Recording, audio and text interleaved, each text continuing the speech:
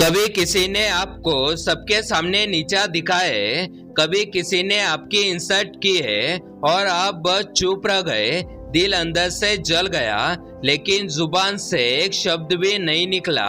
और फिर उसी रात आपने छत की तरफ देखते हुए सोचा, काश उस वक्त मैं उसे कुछ बोल पाता। अगर हाँ, तो ये वीडियो आपके लिए, क्योंकि आज हम बात करेंगे इंसल्ट का जवाब देने के 3 साइकोलॉजिकल तरीके, जो न सिर्फ सामने वाले को चुप करा देंगे, बल्कि आपकी पर्सनालिटी को इतना पावरफुल बना देंगे कि अगली बार कोई आपकी इंसल्ट करने की हिम्मत ही ना कर पाए। पर कहानी शुरू करने से पहले मेरा एक सवाल है, क्या आपने कभी सोचा है कि लोग इंसल्ट क्यों करते हैं? क्या सिर्फ नीचा दिखाने के लिए, या उनके दिमाग में कुछ और चल रहा होता है? आगे वीडियो में जानेंगे। मुझे आज भी वो दिन याद है, कॉलेज में एक प्रेजेंटेशन था। मैंने पूरी रात मेहनत की थी, पॉइंट्स याद किए, कॉन्फिडेंस से भरा था। लेकिन जैसे ही मैं बोलना शुरू किया, क्लास के पीछे से एक लड़का हंसने लगा। यह क्या बोलेगा, इंग्लिश तो आती नहीं और प्रेजेंटेशन देने आया है। सारी क्लास हंसने लगी, मेरे हाथ कांपने लगे, दिल अंदर से टूट गया। उस वक्त लगा काश जमीन फट जाए और मैं उसमें समा जाऊं। लेकिन उसी दिन मैंने एक चीज सीखी, हर इंसल्ट रिवेंज लेने का मौका नहीं होती। कभी कभी वो आपके अंदर के बेस्ट को जगाने का अलार्म होता है। वैसे अगली बार जब कोई आपकी इंसल्ट करे तो तुरंत गुस्सा मत करना, क्योंकि जो लोग आपको ट्रिगर करते हैं वह दरअसल आपके बटन को दबाकर आपको कंट्रोल करना चाहते हैं। अब बात करते हैं पहले तरीके की, जो है the psychology of silence. Psychology कहती है, जब कोई आपकी इंसल्ट करता है और आप चुप रहते हैं, आपके साइलेंस का मतलब सामने वाला कभी समझ नहीं पाता। वो सोचता है, क्या ये डर गया या इसने मुझे इग्नोर कर दिया? और जब किसी को समझ नहीं आता कि आपने क्या सोचा, वह इनसिक्योरिटी में जलता रहता है। लेकिन ध्यान रहे, यह साइलेंस कमजोर लोगों का नहीं, स्ट्रेटेजिक लोगों का होता है। डार्क साइकोलॉजी में इसे कहा जाता है रिवर्स इमोशनल ट्रैप। आप अपनी रिएक्शन को रोककर सामने वाले को मेंटली अनकंफर्टेबल बनाते हो। एग्जाम्पल, अगर कोई बोले तू कुछ नहीं कर सकता, तो तुरंत जवाब देने के बजाय बस मुस्कुरा दो और कहो देख लेंगे, बस इतना कहो और चुप रहो। अब सामने वाला पूरी रात सोचेगा इसका मतलब क्या था, और यही से गेम पलट जाता है। लेकिन यह सिर्फ पहला स्टेप है, क्योंकि अगर आपने साइलेंस का सही इस्तेमाल नहीं किया तो सामने वाला आपको वीक समझ लेगा। तो अब आता है दूसरा तरीका, जो साइकोलॉजी के सबसे पावरफुल प्रिंसिपल पर आधारित है। डार्क साइकोलॉजी के एक्सपर्ट कहते हैं, अगर आप किसी इंसल्ट को क्यूरियोसिटी में बदल दो तो सामने वाला खुद डिफेंसिव हो जाता है।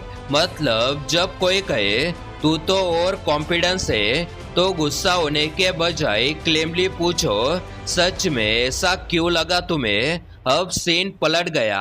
अब इंसल्ट करने वाला पर्सन एक्सप्लेनेशन देने लगता है, और यही साइकोलॉजिकल पावर है। आपने इंसल्ट को इंटरव्यू में बदल दिया, क्योंकि अब पावर आपके हाथ में है। यह टेक्निक बहुत काम करती है वर्क पे, स्कूल्स या किसी पब्लिक सिचुएशन में जहाँ आप रिएक्ट नहीं कर सकते। डार्क साइकोलॉजी इस बिहेवियर को कहती है कंट्रोल थ्रू क्यूरियोसिटी, यानी अपनी इमोशन को वेपन बना लेना।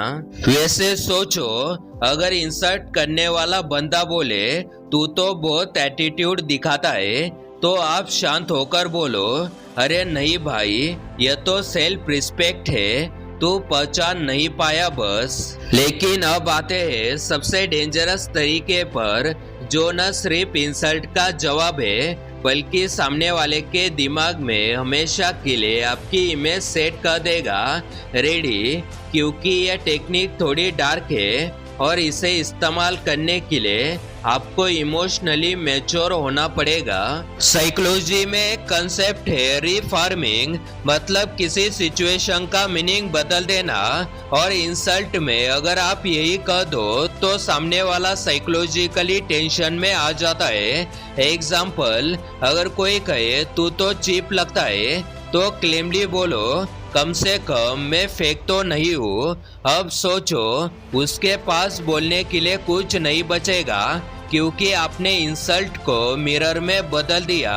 रीफार्मिंग का मतलब है सामने वाले के शब्दों का मीनिंग उल्टा कर देना ताकि इंसल्ट वापस उसी के पास चला जाए। डार्क साइकोलॉजी में इसे कहा जाता है वर्बल जूडो, यानी उसी के शब्दों को उसी के खिलाफ यूज करना। मुझे याद है उसी कॉलेज वाले लड़के ने एक दिन फिर कहा तेरे जैसे को तो कोई सीरियस नहीं लेता। इस बार मैं मुस्कुराया और बोला तभी तो मैं सबकी एक्सपेक्टेशन से आगे निकल गया। वो चुप रह गया और उस दिन के बाद किसी ने कभी मुझे इंसल्ट करने की कोशिश नहीं की, क्योंकि एक बार जब आप अपने इंसल्ट का मीनिंग बदल देते तो सामने वाला समझ जाता है अब आप मेंटली अनब्रेकेबल बन चुके हो। लेकिन एक बात ध्यान रखना, हर इंसल्ट का जवाब देना जरूरी नहीं होता।